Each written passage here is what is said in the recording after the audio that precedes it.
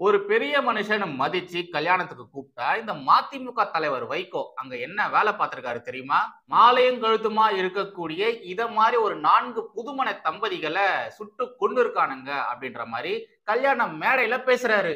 காஷ்மீருக்கு ஹனிமூனுக்கு போயிருந்த புதுமண தம்பதிகளை அங்க இஸ்லாமிய தீவிரவாதிகள் கொடூரமா சுட்டு கொண்டாங்க இல்லையா, அந்த ஒரு விஷயத்த மன மேடையில பேசுறாரு.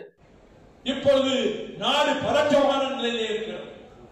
தேவிலவு சென்ற தம்பதிகள் இப்படி திருமணத்தை முடித்துக் கொண்டு மாலையும் கருத்துவாக கணவன் மனைவி அப்படிப்பட்ட 4 தம்பதிகள் பஹல்காமிலே அவர்கள் உயிர் பிடிக்கப்பட்டது தீவிரவாதிகளால்.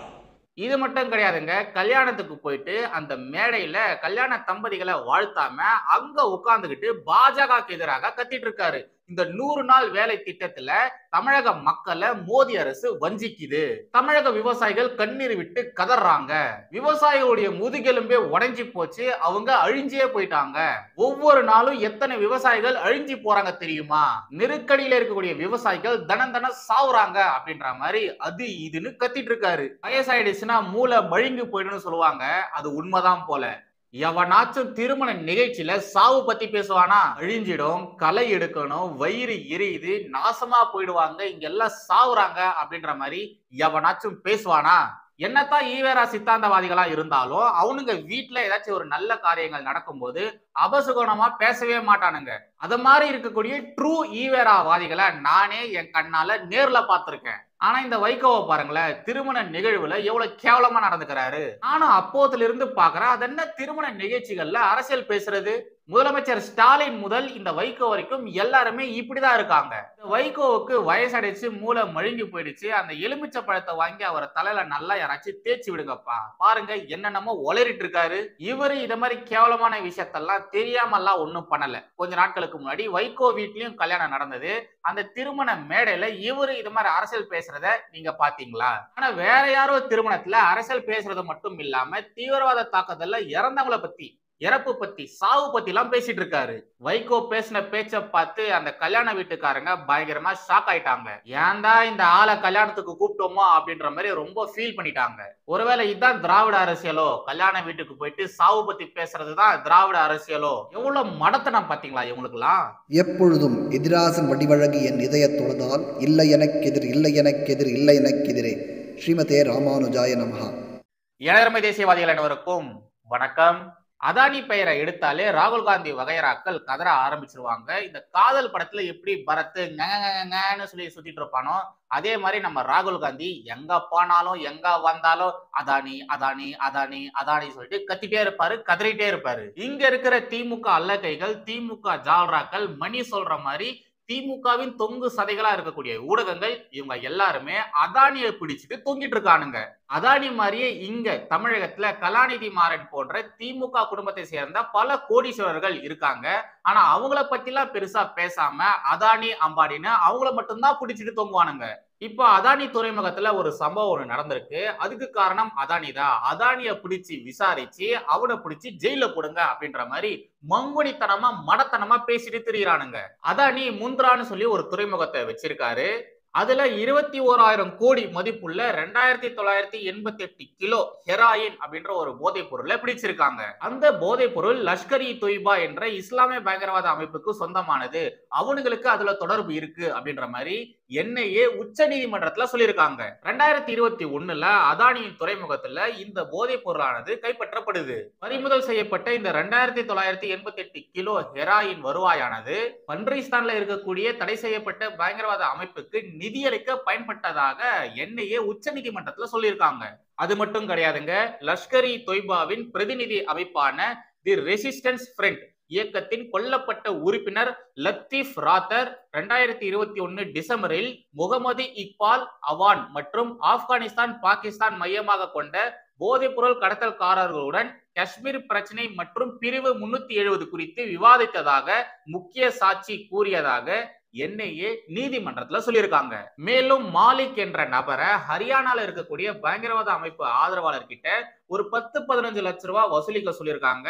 அந்த பணத்தை வச்சு பயங்கரவாத அமைப்புகளுக்கு தேவையான ஆயுதங்கள் வாங்கப்பட்டதாகவும் சொல்லியிருக்காங்க. இந்த வழக்குல முக்கிய குற்றவாளியா இருக்கிற டெல்லியை சேர்ந்த கபீர் தல்வார் அப்படின்றவன் எனக்கு ஜாமீன் வேணும் அப்படின்ற மாதிரி ஒரு மனுவை போட்டிருக்கான். அந்த ஜாமீன் மனுவுக்கு எதிராக என்னையே கடுமையா வாதாடி இருக்காங்க.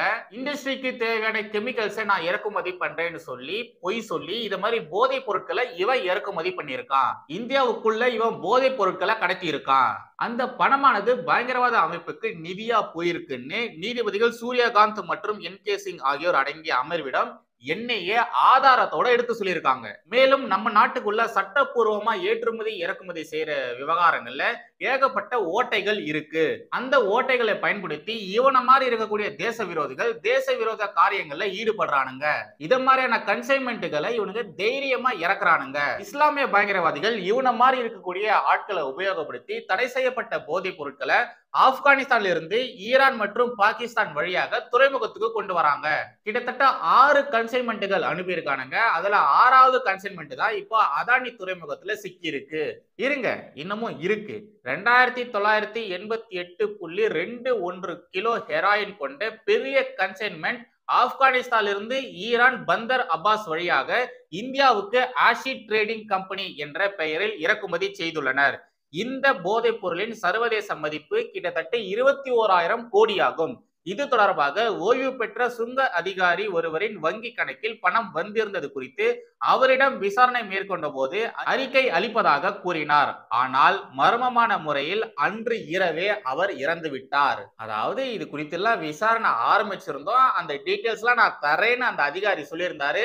ஆனா அதுக்குள்ள அவரு அன்னைக்கு நைட்டே மர்மமான முறையில செத்து போயிட்டாரு.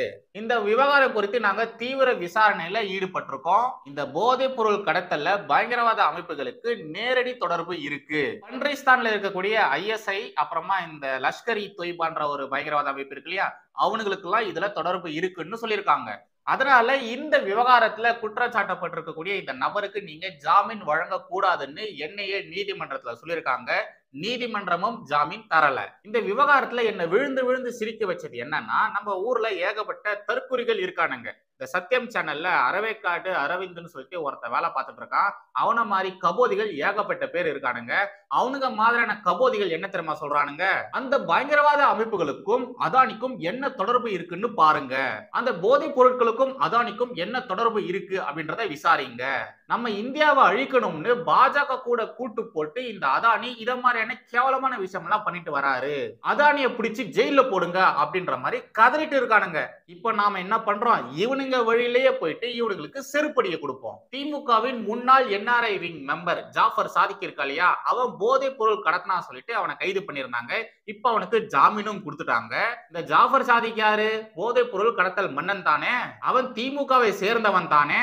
அப்ப அவனுடைய பிசினஸ்க்கும் திமுகவுக்கும் தொடர்பு இருக்கு. அவன் கடத்துற அந்த போதைப் பொருட்களுக்கும் திமுகவுக்கும் நேரடி தொடர்பு இருக்குன்னு வாதத்தை முன்னெடுத்து வச்சா அது சரியா இருக்குமா?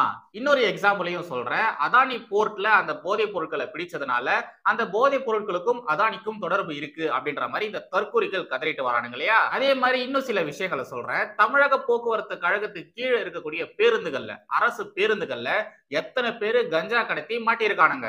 அப்போ இந்த கஞ்சா கடத்தலுக்கும் தமிழக போக்குவரத்து கழகத்திற்கும் தொடர்பு இருக்குன்னு சொன்னா அந்த வாதம் சரியா இருக்குமா? அதே மாதிரி திமுகவை சேர்ந்த ஞானசேகருடைய பாலியல் வழக்கை எடுத்துக்கோங்க. தமிழகத்துல எவ்வளவு பாலியல் வழக்குகள் இருக்கு, அது எல்லாத்தையுமே எடுத்துக்கோங்க. அந்த விவகாரங்கள்ல தமிழக அரசையும் திமுகவையும் குற்றம் சாட்ட முடியுமா? அதுல தொடர்பு படுத்தி பேச முடியுமா? முடியாது. உங்களை மாதிரியான நபர்களுக்கு அதானி மேல காண்டு, அந்த காண்டுல என்னென்னத்தையோ லூசு மாதிரி உளறிட்டு வரீங்க, ராகுல் காந்தி மாதிரி கதறிட்டு வரீங்க.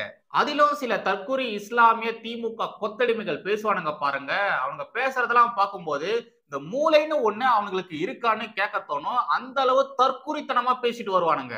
இப்பதாங்க புரியுது, இத மாதிரியான தற்குறிகளை பார்த்ததுக்கு அப்புறம் தாங்க புரியுது தமிழகத்துல எப்படி தொடர்ந்து திராவிட அரசியல்வாதிகள் வின் பண்றாங்கன்னு. இத மாதிரி ஆயிரக்கணக்கான தற்குறிகளை எல்லா தளங்களிலும் வளர்த்து வச்சிருக்காங்க. அதனாலதான் இவனுங்க எல்லாருமே மடத்தனமா பேசிட்டு வரானுங்க. 5 நிமிஷம் நாம அவனுங்க கூட இருந்தா போதும், நாமளும் ராகுல் காந்தி பேசுறாரு பாத்தீங்களா, அத மாதிரிதான் பேசிட்டு சுத்திட்டு இருப்போம். அவ்வளவுதான் இன்னைக்கான கண்டென்ட். மறுபடியும் அடுத்த ஒரு வீடியோக்குள்ள சந்திக்கிறேன். நன்றி, வணக்கம். ஜெய் ஹிந்த், வந்தே மாதரம்.